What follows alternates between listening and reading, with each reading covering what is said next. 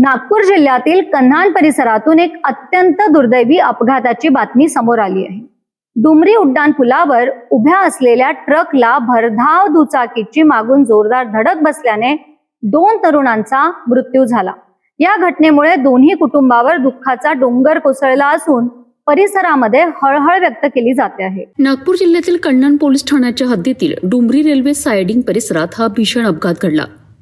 मिळालेल्या माहितीनुसार कांद्रे संताजी नगर येथील रहिवासी ओमप्रकाश बावणे आणि त्यांचा मित्र सिवनी जिल्ह्यातील घणसोर येथील रहिवासी रोहित सोयम हे गुरुवारी रात्री 11:30च्या सुमारास दुचाकीवरून आमडी फाट्याहून मनसरच्या दिशेने जात होते। डुमरी उड्डाण पुलावर एक ट्रक उभा होता। अंधारामुळे किंवा इतर कारणांमुळे दुचाकी स्वारांना हा ट्रक वेळेत दिसला नाही। यामुळे दुचाकीची उभ्या ट्रकला मागून जोरदार धडक बसली। या भीषण अपघातात दोन्ही तरुण गंभीर जखमी झालेत।